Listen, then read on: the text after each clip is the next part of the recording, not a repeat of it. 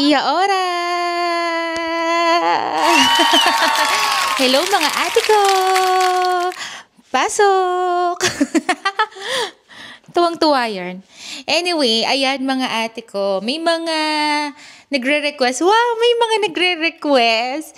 Hindi naman may mga ilan-ilan na nagre-request ng pa-house tour mga ate ko. So, more than a week na kaming nakalipat dito sa bahay. Actually, mga 1 week and 2 days to be exact. So, medyo nakaayos na kami. So, ngayon, mag-try tayong mag-house tour ng kaunti kasi puro usually mga mga story, tapos nag-aayos pa, madami pang kalat. Pero ngayon, ready na tayong mag-house tour ng kaunti. So, let's go! Samahan niyo ko! So, ayan. So, pagpasok nyo, mga ate ko, ayan na ang ating living area. So, initially, bumili kami ng mga plants para magkaroon ng color yung living natin. So, nung binili namin yung house, una yung staging niya, nandito yung dining. Pero ngayon, ginawa namin siyang living area. So, dito sa living area, andyan ang ating sofa. Yung sofa namin, mga ate ko, luma na to. Galing pa sa dati naming rental. Pero, nagkasya naman siya dito sa bagong bahay. So, very nice. So, ayan ang ating sofa. Meron na yung table. And then, ito ang ating TV. Ayan. Luma na rin to mga ate ko, pero okay pa naman. So, saka na tayo bibili ng ibang mga gamit kapag nakaluwag-luwag na. Wow, nakaluwag-luwag na. So, ayan ang ating halaman. So, dito sa living, meron din tayong toilet. Ayan.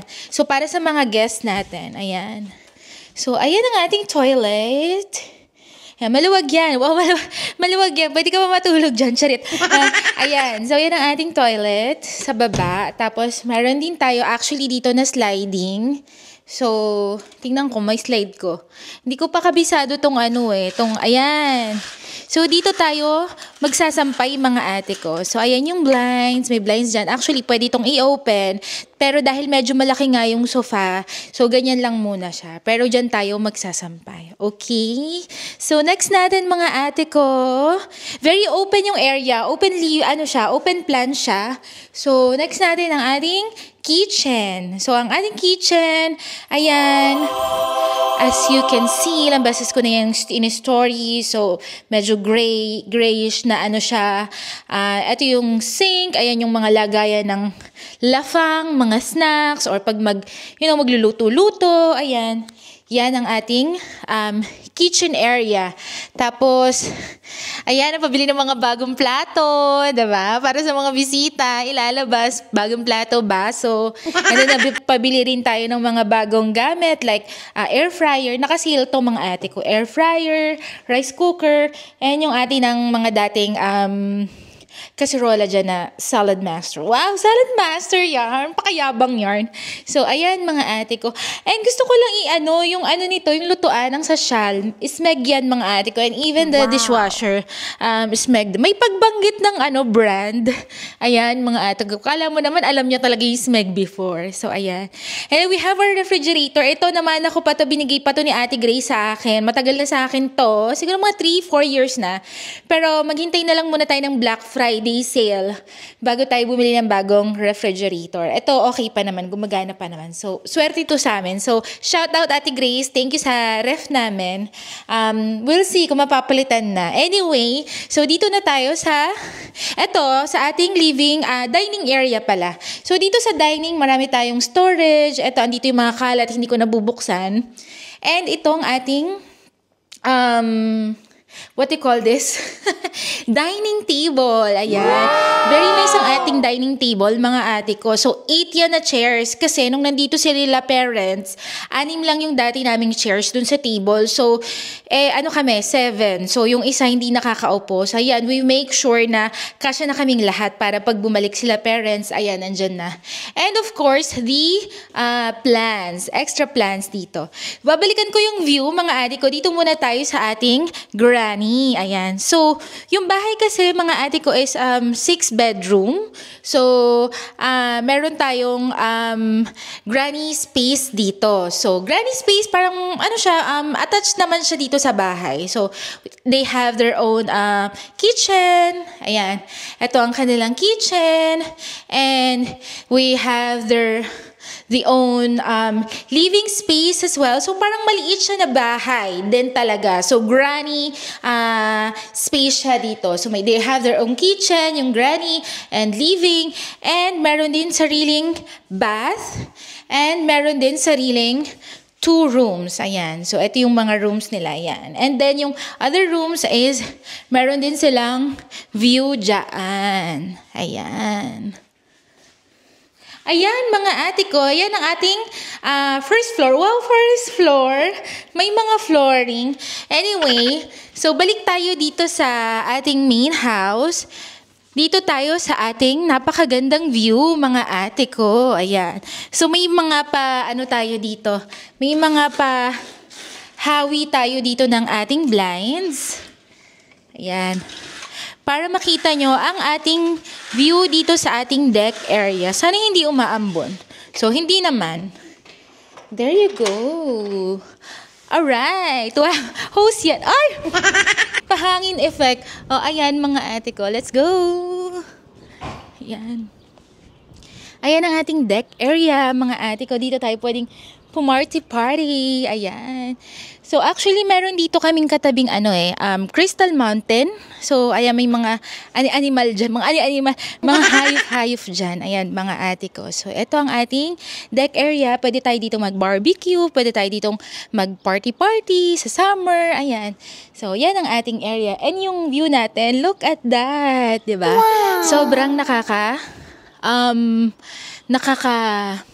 good vibes na view. Kapag na-stress ka na sa work, babala ako dito kasi I'm working from home. So, ayan. That's our first floor. Wow, first floor. Ilang floor ba yan, ate ko? Anyway, punta tayo sa taas. Let's go. So, dito sa baba, yan ang ating, again, living. May CR, may kitchen, may dining. We have another dining dun sa granny. And we have 2 rooms and bathroom as well. And then the deck. So, dito, akit naman tayo sa ating taas. Yan. O, diba? Nag-dress pa for this vlog. Let's go. So, here naman mga ate ko, ayan ang ating chandelier. Yan, dito mga wala pang masyadong laman, mga ate ko. So, nandito yung mga rooms namin and ng mga kapatid ko. So, for privacy concern, wow, privacy concern. Hindi na natin bubuksan yung mga rooms nila kasi sa kanila na yan. May nakatira na dyan. Ibig sabihin may nagro-room na. So, pero, we have this little kitchen area sa taas para ayun, pag tinatamad kang bumaba, ayun, diba? Bumili ng bahay na na may hagdan pero tamad bumaba. Dito na lang ako kumukuha ng kape, ayan, ng tubig, ganyan, ng inumin. Pero my sisters and their family, so dalawa yung rooms nila. So that is Ignacio Fam's room. Wow, this room and there is another room here, mga ate ko. So yan yung room nila. And then they have their toilet here. So pwede akong pa-view ng kaunti yung toilet. Ayan.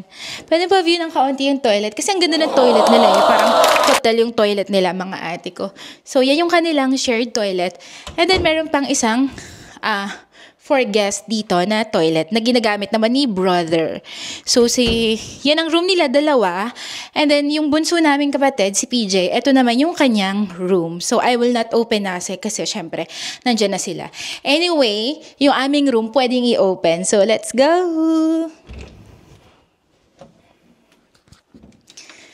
So, ito ang ating master bedroom. So, dito kami naka-room ni DM. So, dito sa side na to is ang aming damitan. So, ang ating walk-in. Andyan ang mga epektos. Wow! Mga epektos ni ate girl. And then, I have here yung aking pang mga extra lalagyanan galing dun sa rental namin. So, yan, nadala, nagamit pa rin.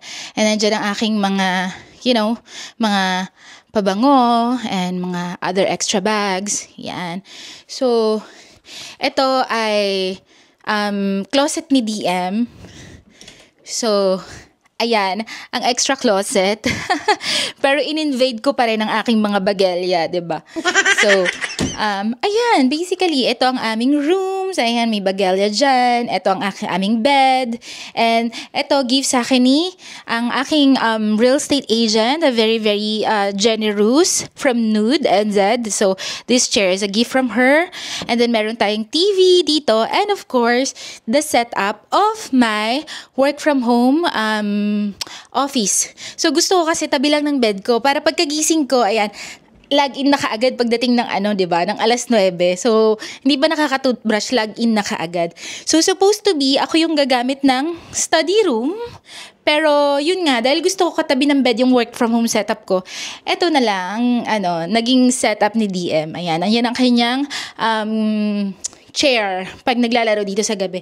And of course, eto ang aming toilet. So, pasilip lang sa ating toilet. Yan. Ang aming toilet ay merong, ayan. Yan ang nag-iisang bathtub, bath and toilet na may bathtub. So, dapat lang, diba? So, alam nyo na yan. Ano nang gagawin sa bathtub. Anyway, so yan.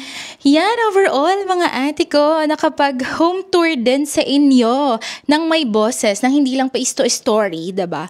So, balik tayo dito. Ayan na mga ate ko, andyan ang aking mga pamangkin. Ito ang ating napakagandang chandelier. So mag-e-end tayo sa ating house tour vlog dito sa ating bagong bahay dito sa New Zealand. So, thank you so much guys sa pag-watch. Gusto ko lang kunan to para maipost ko din sa YouTube. And for memory, 'di ba? So, it's a very, very big milestone na nakabili kami ng bahay dito sa New Zealand. And if you have any questions, how to buy a house here in New Zealand, yung sa mga process, yan, just message me or comment your questions. So, try nating sagutin. So, ayun. Thank you so much, guys. Bye-bye!